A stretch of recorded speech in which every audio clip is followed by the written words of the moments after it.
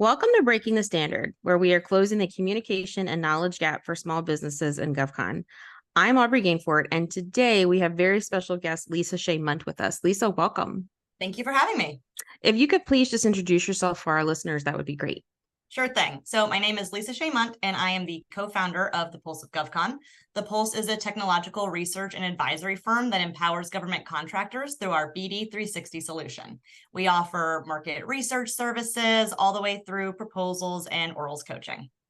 Awesome. And I'm going to make sure to link all of Lisa's information in the show notes. So if you want to go stalk her or the Pulse of GovCon or all of their awesome info, because they have a ton of it, be sure to check that out on the show notes.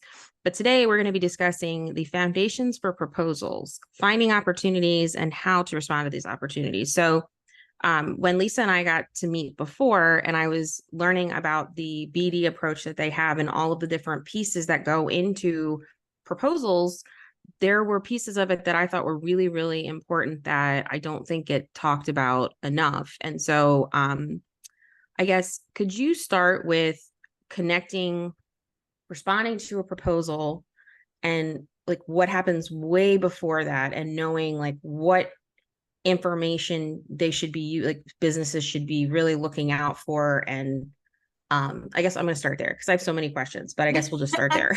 Yeah, let's start there because, wow, the intricacies behind the proposal development process are vast and many.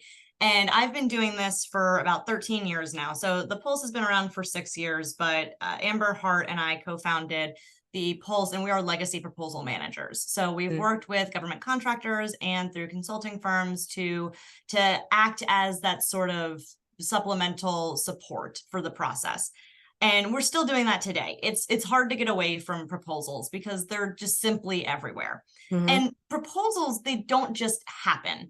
And what I mean by that is they're not a single act. It's not that you sit down and you're writing a paper. It's a really multifaceted piece of documentation that has a story before you even start writing.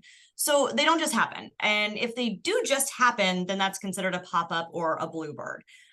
But really, your proposal process should start with market research. This is when you're identifying opportunities, you're building a pipeline, you're doing an assessment of the overall market, you're looking at stuff, you're looking at data, you're trying to pull it together and paint a larger picture. Then you're building relationships, you're shaking hands, you're making FaceTime, you're building out your capture plan, you're trying to figure out what your differentiators are, why you should even win the dang thing, and can you do it at a reasonable cost? And then finally, you get to the proposal effort. You translate all that front matter into documentation that can be scored in your favor. But the issue with proposals is that they never happen the same way twice. And that's a real troublesome thought for people that especially try to automate the system and game the system in a way. Yeah, no, that's so accurate. And I'm thinking from the other side, from my federal hat, and it's like, that's so true, like on so many levels. But from the business side, I guess you talked about research, you talked about looking at data. So if you were to tell a business, especially a small business, because that's, who we advocate for here, what would be like the steps that sometimes get missed? Like when you're working on a proposal or even doing the research to look at, do I go after this? Is this something that would benefit us? Or, do we not waste our time with this and move forward? Like how, what's a step that gets missed, and how often do you see that, especially with some of your clients? Absolutely. So a lot of steps get missed. Let's start there. I was giving them the benefit of the doubt. Oh my God, the steps that get missed. It can be really painful. So I guess the steps that get missed is, well, let me caveat this by saying, if an opportunity comes out on SAM or through eBuy and you haven't been tracking it, I don't necessarily think that means that it's already slated for someone else. Not always, right? That's sort of the thought process that people, especially in my field, like to preach. Well, by the time it comes out on SAM, it's too late. You missed it. Not always, right? Obviously, best practice is to get out in front of it as far as possible, but it doesn't mean that you still can't be competitive. So when it comes to being competitive, the step that gets missed is businesses sitting down and actually having a discussion and a strategy session. How will you accomplish the freaking work? Like, you find it, you go, wow, this isn't our wheelhouse. Like, we have the NICS, we have the PSC, like we can staff this, blah, blah, blah. But what is your concept of operations?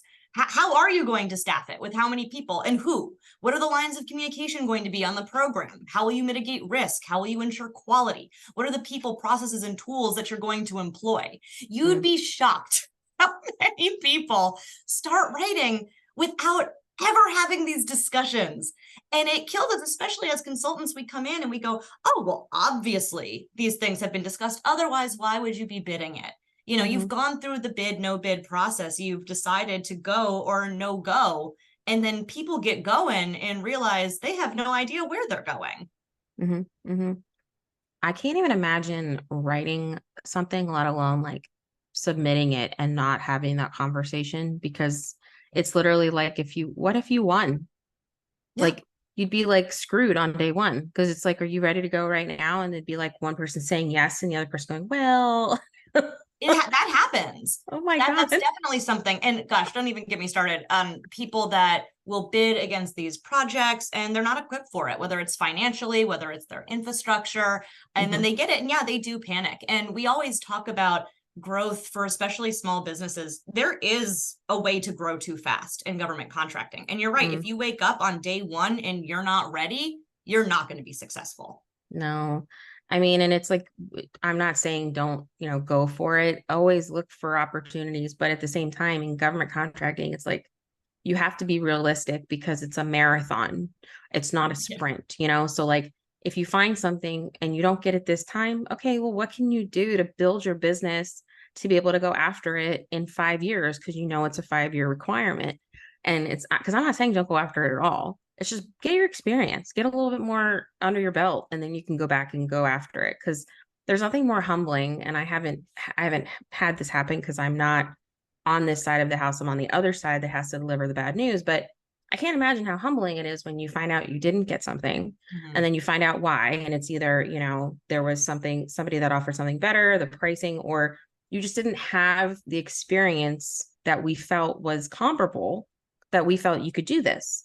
And so it's like, okay, then take that and go run with it, But yeah, I haven't been on the other side of that. I feel bad when we have to deliver that, but I always try to look at it as a learning opportunity. Right.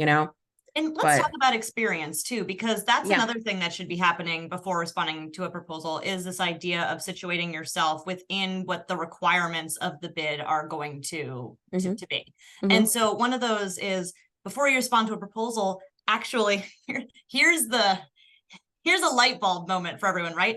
Before responding to a proposal, will you please read the solicitation? Oh my God, please. Period. I underline exclamation point after that. I cannot stress how many people are like, we're going to go after this. And I go, okay, well, do you see the requirement, not of the contract, but of the proposal? What the proposal is asking you to do. Well, we can do the work. I don't care. If you can't meet the requirements of the proposal, the solicitation, you're going to be deemed non-compliant. I had a client years ago where we had just getting started and we were like, okay, we're going to do this. And I go, okay, please provide your 3 past performance references. And he says, well, we don't have any. And I go, come again for big fudge? Like, what do you mean you don't have any past performance references? The requirement is 3. And he goes, oh, well, no, we don't have any, but we're going to submit anyway. And I said, no, this is not a suggestion. This is a mandate, and you will be deemed non-compliant. So when I say read the solicitation, I don't mean the SOW. I don't mean the PWS. I don't mean what you would actually have to be doing. I mean, just from a process of putting together the proposal. No, that's a really good point, because, if you're non-compliant, we don't even look at it. It's put to the side. So, when you get to the debrief portion, like, you're notified that you were found to be non-compliant. So if you're non-compliant, we don't evaluate your proposal. So some of that is, we want to make sure it's all uniform, right? So like, everybody followed the rules, everybody gave us what we needed, because if you don't give us what we need, how can I properly evaluate you to be able to say, yes, this is a good fit, or, you know what, this didn't really meet what we needed, and, we can explain to you why. But I can't tell you how many times I've had this conversation that people either don't read it, or they miss something. And like a couple of years ago, one of the biggest things I had worked on at the time, I worked on it up until I went out on maternity leave with my son. They awarded it while I was gone, and I got to participate in the debriefs when I came back. And one of the incumbents lost moving forward. And I was sure they were going to like raise holy hell and complain and everything. And they didn't. And I realized why. Well, first of all, it was brilliant. Everybody got a copy of their tech eval. They did a streamlined bullet point tech eval. So they got to see their strengths and weaknesses and stuff. And it was great.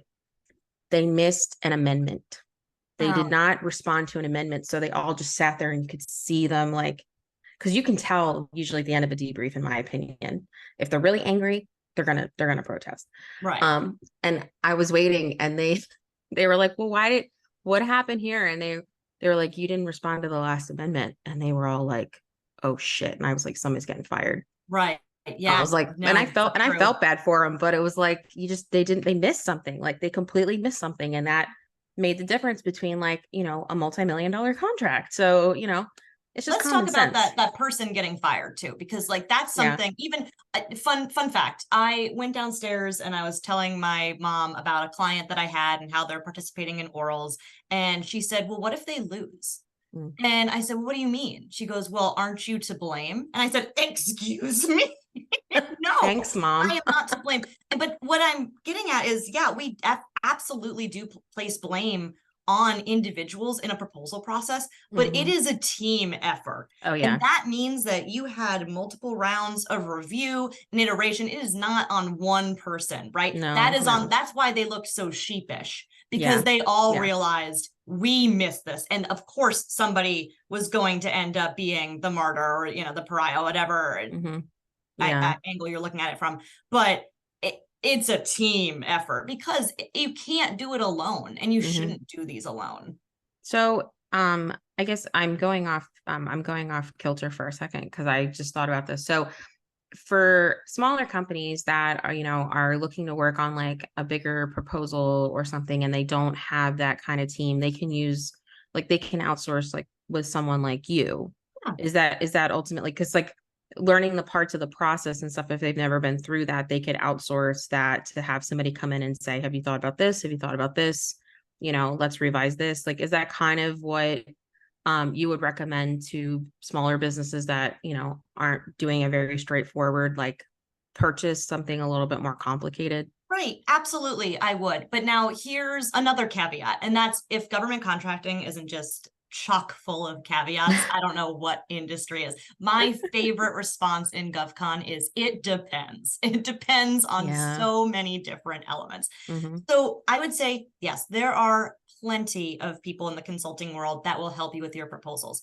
The caveat is they should not, and even if they offer to, they absolutely should not. You should not outsource the subject matter expertise.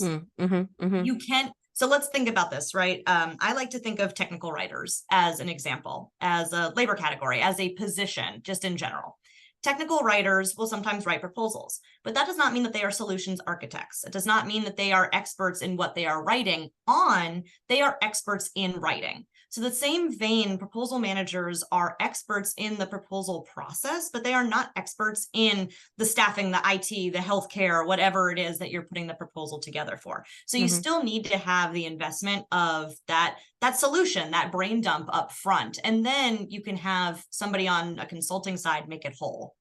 That's a really good point. So, we talked about a lot on the show about, when you're starting out, like who to hire, what to have. And, we always say have an HR person or have someone there available when you start hiring people to make sure you're compliant. But if you're going after something in like IT technology or cloud computing or whatever, you want to have someone there that can read it and say, like, that's not the appropriate terminology at all. They're going to look at us like we're crazy.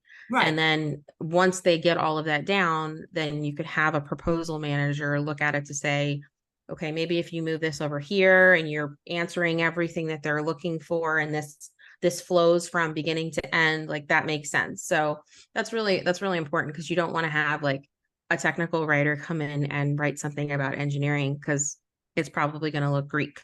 Right. Well, and it's so funny that you say that, because the term technical writer actually came out of engineering school, because they were Oh. called the surrogate engineers, Hmm. because engineers couldn't write. And so that's Yeah. literally where I'm not being mean. That's the way No, the no, no. position came It's from. true. It's true. I mean, like they're very, very brilliant in so many things, and like their minds are insane, like, being exposed recently to engineering requirements. But it's really interesting because when they go to like write something or try to talk about something, I'm like, just tell me how you would say it. I'm like, let's just talk. Like, I'm like, let's just talk it through. Like, how would you explain it to me? And then I'm like, okay, dumb it down for me, because I'm like, I'm not an engineer. And then they're able to explain it. I'm like, okay, got it. But I mean, they are very brilliant in so many other ways. It's just funny that you said that. I did not know that though, that's where Right. that I came thought it was from. so funny. I was reading Yeah. an academic journal article and I saw that and went, oh, wow, that's applicable to my world. So, and yeah, absolutely. I think that's too funny. So, in your time, dealing with proposals, both, before you started the Pulse and now, and, helping like customers and clients and stuff, what are some of your pet peeves that you've seen that, maybe have either run the gamut of your experiences, or something that's like, why would you do that? But like, what are some of your pet peeves that you've seen as a proposal manager and someone that is your intention is to help a client, go forward and put the best product out there possible. So like, I'm really curious. Let's start at the beginning. Let's start even before the proposal actually gets Yeah. developed. Yeah. Pet peeve number one is spending too much money on systems to cut the process and Oh. to try to simplify it internally. Mm. And the reason is, and this is, I'm going to get on my soapbox, because I know that there are tools out there, that there are different types of automation tools that claim that they can do things like build an outline or respond to your proposal. Mm-hmm. I sincerely do not believe that this is ever, ever, ever going to be possible until there are massive policy changes and process overhauls on the federal side. Because in terms of the data standard regulations and the training on like what information to put in and where, and the direction of what information gets put in a solicitation or what doesn't, and then how different requirements can enact different processes on the proposal side. So I just think right from there, certainly. And the same thing goes with market intelligence softwares. This idea of standardization and regulation and how it gets input into the system, and how they're really, when we do this market intel, we're only working with what we have. But Mm-hmm. although there's some transparency, there's not enough transparency, in my humble opinion, on the market, because when we're a disjointed government, when there's different agencies that operate as if they're their own house, everybody has their own traditions. Mm-hmm. And so that's sort of my first thing. I think every instance of a proposal and market intel is unique. It's different. Even if it's through the exact same shop, it's through the exact same contracting officer, and it's for the same type of materials, you will likely have a different proposal in one way or another. And so it just becomes really difficult to standardize that. Mm-hmm. Another pet peeve of mine on the proposal side, and when we're doing that sort of solutioning and strategy sessions, is when somebody says, well, the customer loves us. Customer don't love you. The customer, like, human beings. And that's the thing with the government contracting industry. Look, we are all people, and people talk. And even any sort of market intel is not law, it's conjecture. And people can give you direction, but people are fickle and biased and at the mercy of greater powers, especially within bureaucracy. And so, since people are fickle, capitalism is even more so. So nobody's like, oh, I love them. Maybe they do, but the government is going to choose the vendor that meets their needs, period, Mm-hmm. point blank, whether they like you or not. Mm-hmm. Mm-hmm. Mm-hmm. No, that's so funny. Yeah. I mean, like you might be the person doing it right now. You might have been like the best, company to help them do something, but that does not guarantee in any way, shape, or form, because that would be a whole other legal issue. We'd be in a whole other world of trouble if that were why you were awarded something. It's it just gets it gets my goat, because people, even in the work side, they're always like, oh, my employees and my coworkers are my family. They're not your family. This is a job. Like, you are replaceable. I have very strong feelings about this. I think that that's leveraged in a way that can be very manipulative. Yeah. And I think that the same goes, I mean, you think about personally, have you maintained relationships with every single coworker you've ever had? No. In the moment, you might be like, I love them. In the moment, the government might be like, I love you, vendor. But you know what's going to change 5-6 years from now? That feeling. No, that's so many good points. I was curious, you had mentioned the other day when we were chatting, and I wonder maybe if this might be something that gets missed when businesses are doing their research before they actually start the proposal writing process. You talked about cross-checking and using information to cross-check like across the board. And so I wanted to make sure I understood this. Do you mean like taking like, FPDS and then looking at like, what other information to be able to look at? Okay, is this something that's becoming available? Like, what did it go for before? Like, what would that process look like? Because I think that's a really, really interesting idea that I've never heard of before, that companies could do for free on their own, without having to like spend the money if they don't have it, before they move forward. So like, what would that look like? Right. So what I really mean there is just to take everything that you find with a grain of salt and not put all of your eggs in one basket. So I've given you 2 cliches in one sentence, which is essentially, because people will go to some of these like commercial systems and they'll go, oh, this says the proposal is going to drop on this date. Doop doop, that's when it's going to drop. Okay,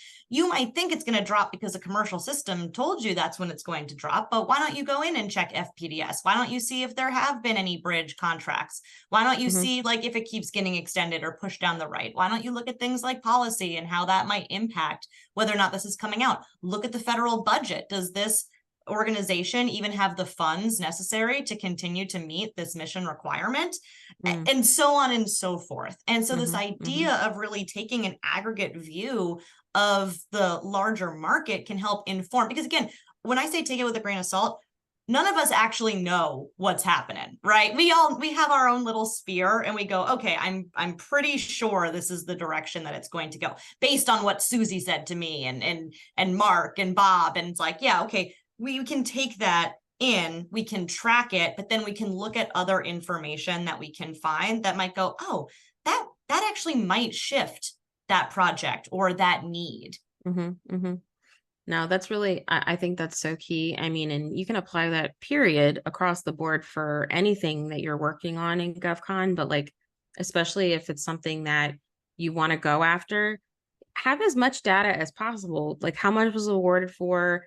Did it go all 5 years? Did they extend it? Like, are they doing anything different with it? Did they put a forecast out for it with anything new? Like, I think that's just so crucial. I think, and unfortunately, it's very clear sometimes when we read proposals who didn't do their research, and then who just copy and pasted whatever they sent from the last time and didn't update it to have it be relevant or current, or applicable to what we really need. And I'm like, you clearly did not take your time to do this, which I was going to say, can I add on to that? Because you talk about pet peeves, right?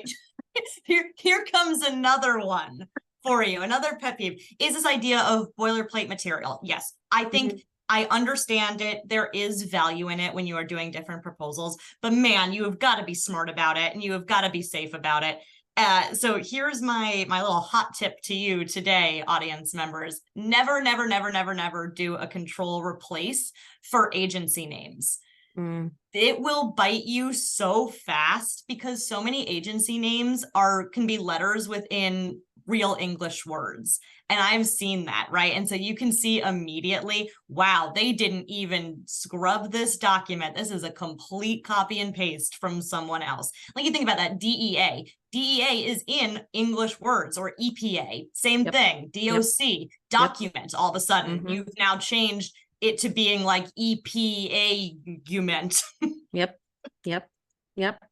No, that's so important. Like, you have to double check everything, but take the time and just go through it, and even like one at a time, like, Oh yeah. because spell check does, wonders, but there are sometimes where spell check will misinterpret a word or change it to something Always. else. And it's like, that's not really what I meant at all. So I ask all of my guests the same two questions. And so the first question I'm going to ask you is, what advice would you give to small businesses that are currently working in GovCon or are looking to get into GovCon? For the people looking to get into GovCon, my question would be, are you sure? you, you sure about that? You sure about that? No, I'm just kidding. I say that because I've worked with a lot of firms that have come from the commercial market into the federal market, and it is just so different in the way that we operate in the sales game. Really, like federal sales are extremely different than commercial sales. And I will have clients that be like, I don't understand. I'm putting together a pitch deck. And I go, no, you didn't use the government's words. And they said, well, why would we need to? And I go, oh boy, let's start at the very beginning. Yeah. So I would say, if you are planning on entering or being in as a small business, like committing to the game, because it is a game, and it's a game that has like the speed of poker. You were talking about being patient with the soul crushing defeat of a game of slap. So it's like you're getting hit and it takes a long time. So you have to be patient, and you have to be able to turn on a dime too, right? All of a sudden, day one, you're on, here we go. Yep. But then you're also waiting for the award cycle, and it can take a really long time. So I would say for small businesses and for new businesses, invest in your B&P infrastructure, your bid and proposal infrastructure, because that is the lifeblood of government contractors. You can't continue to exist in the market if you're not winning new work or continuing to win the work that you already have. And it's a win, right? That's what all of these are. You are trying to win. It's a competition. And know that it also takes time before seeing a return on that investment. Now, I'm not saying if you have a BD guy and all of a sudden it's been 18 months and nothing's come through and no progress has been made, then yeah, like we're getting a little slow, but it's also not unheard of, right? I have bids that have gone in through clients 2 years ago that are still not awarded, and they haven't been canceled either. So that's something, when you tell people from the commercial world, especially, or people new, they go, what? What is happening? So also make sure that you're trained up on the process and what it means. What's the federal acquisition life cycle look like, and where do you fit into that? No, that's so crucial. And you're so right, because everything takes so much longer in the government. Like, I mean, commercially, or even when they're working on, subcontracting agreements, like with the primes and the subs, those take like, they're like quick. And I'm like, geez, like that would be wonderful if it took that long, that little of time for us. But no, that's such a good point. And my other question is if our listeners want to get in touch with you, what would be the best way to do that? Oh, perfect. Yes. Well, I personally am super overexposed on the internet, so you can find me pretty much anywhere. LinkedIn is a great way to get in touch, Lisa Shea Mundt. And then our website is thepulsegovcon.com. Perfect. And if you're listening to this and you have any questions for me or for Lisa, please make sure to shoot them over to breakingthestandard@gmail.com, and make sure to go follow us on Apple and Spotify, and go connect with us on LinkedIn. Until next time, bye.